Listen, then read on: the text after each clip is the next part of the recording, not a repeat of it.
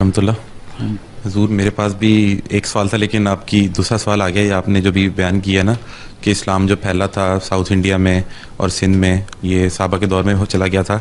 हजूर ये बात आम पाई जाती है कि जो हिंदुस्तान में मेजॉरिटी जो मुस्लिम आई थी वो अरब और वो जो मुग़ल हुकूमत आई थी उनके दौर में आई थी। और ये बात भी सुना जाता है कि उन्होंने तलवार के ज़ोर पे ना जो मुग़ल बादशाह थे और जो अरब से और अफ़गानिस्तान से आए हुए थे, उन्होंने ज़बरदस्ती लोगों को कन्वर्ट किया था इस्लाम में। और जो हिंदुस्तान में मुसलमान मेजॉरिटी फैली है वो तलवार के ज़ोर पे फैली है। तो मेजॉरिटी तो नहीं, तलवार के ज़ोर से फैली है। उसके बावजूद हिंदुओं की अक्सरियत है वहाँ।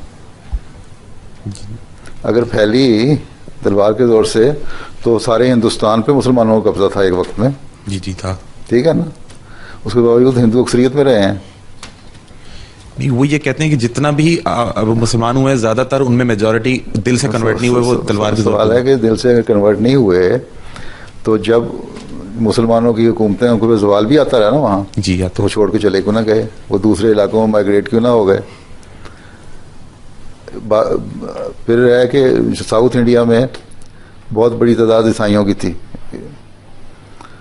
जो हज़रत ईसा के हवारी थे, क्या नाम है उनका, नानो तो जो इंडिया गए थे, हैं इंडिया में जो गए थे, थॉमस, वो गए हैं। उन्होंने वहाँ जाके ईसाईयत फैलाई। और जब इस्लाम वहाँ गया तो उन ईसाइयों में से भी मुसलमान हुए, हिंदुओं में से हुए। ये जो इलाका है ना सिंध का, इसमें कह सकते हैं कि मोहम्मद बिन कासिम यहाँ आया तो इस इलाके में मेजॉरिटी हो गई मुसलमानों की, इसलिए कि उस वक्त जंग उनसे हुई। और उसके बाद फिर हो सकता है उनमें डर के मारे उन्होंने कबूल कर लिया हो। लेकिन मैंने ये मिसाल दी है कि वो ईसाइयों का इलाका भी था जहाँ हज़रत उमर के ज़माने में, इसलिए असल तो खुलफाए राशिदीन क्यों कहलाते हैं, इसलिए कि वहीं खिलाफत राशिदा वो सही राशिदा खिलाफत थी जो हज़रत सल्लल्लाहु अलैहि वसल्लम के नक्शे कदम पर थी। बाद में ऐसी बादशाहतें आईं जिन्होंने बादशाहत के तौर पे भी किया, और लोगों ने का जब इन्फ्लुएंस वहाँ हो गया तो लोग डर के मारे भी ये समझने लगे कि हम मुसलमान हो जाए तो हम ज़्यादा बेनिफिट हासिल कर लेंगे, बाज़ टैक्सों से बच जाएंगे। ये सही है। इसलिए मैं कहा करता हूँ कि पहली खिलाफत राशिदा और पहली सेंचुरी, और ये हज़रत सल्लल्लाहु अलैहि वसल्लम की पेशगोई के मुताबिक था। इस्लाम ने फरमाया कि खिलाफत राशिदा, फिर पहला ज़माना, फिर मलूकियत का कुछ ज़माना, फिर जाबर बादशाहत का ज़माना और 1000 साल का अंधेरा ज़माना।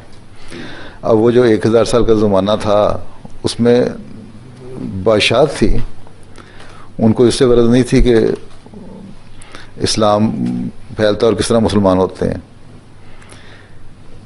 उनको उससे गरज ये थी कि हमारे कितना बड़ा रकबा हम अपने ज़ेर असर लेके आ जाते हैं, कितने वसी मुल्क हमारे आ जाते हैं। उस पर वहाँ के जो कमज़ोर लोग थे उन्होंने इस्लाम कबूल कर लिया होगा। लेकिन फिर भी ये कहना कि हिंदुस्तान में इस्लाम सिर्फ तलवार से फैला, ये नहीं फैला। अगर फैला तो जब मौका इंसान को मिलता है, अगर दिल ना बदला हो तो मौका मिलता है तो छोड़ देता है। ठीक है ना। और अगर स्पेन में मुसलमान हुए, मसलन यहाँ भी कहते हैं इस्लाम फैला तलवार से, जो यहाँ का इस्लाम तो पता नहीं तलवार से फैला कि नहीं, लेकिन ईसाईयत जो दोबारा आई जिसने मुसलमानों पे कब्ज़ा किया, उन्होंने बहरहाल तलवार चलाई और जितने मुसलमान थे उनको कत्ल किया, प्रोसिक्यूट किया जाता था। अब मैं स्पेन जब गया हूँ, एक जगह पे गया हूँ जहाँ आखिरी शहर था मुसलमानों का, जहाँ मुसलमान 150 साल तक अपने आप को फिर भी इकट्ठा करके रखते रहे। लेकिन वहाँ भी जब जुल्म हुआ फिर वो समुद्रों में चले गए, और बल्कि समुद्र में हुकूमत के ज़रिए से उनको किश्तियों पे भेजा जाता था कि ठीक है तुम मोरक्को चले जाओ या साथ के मुल्कों में चले जाओ। लेकिन जब वो समुद्र के बीच में जाते थे तो किश्तियाँ डुबो देते थे या जहाज़ डुबो देते थे। इस तरह भी ख़त्म हुए। तो ईसाईयत, मुसलमान ठीक है दीनी लिहाज से कमज़ोर हो गए थे, और जो असल रूह होनी चाहिए मज़हब की वो उनके दिल में शायद उतना नहीं रही होगी। इसलिए एक तो खौफज़दा होकर उन्होंने इस्लाम छोड़ा, और फिर अगली नस्लों में 600-700 साल के बाद वहाँ ईसाइयत पक्की हो गई। लेकिन अभी भी उनके दिलों में एक इस्लाम का तस्वर है। जब उनको सही बताओ ना तो वो एक गौर से सुनते हैं, स्पेनिश भी। और मसलन वेलेंसिया की मस्जिद का इफ्ताह हुआ, वहाँ एक औरत थी, कहती मैं मुसलमानों की ऑर्गेनाइजेशन उसकी चेयरमैन हूँ, चेयरपर्सन हूँ, लीडर थी। मैंने कहा तुम तो स्पेनिश लगती हो, तुम कन्वर्ट हुई हो?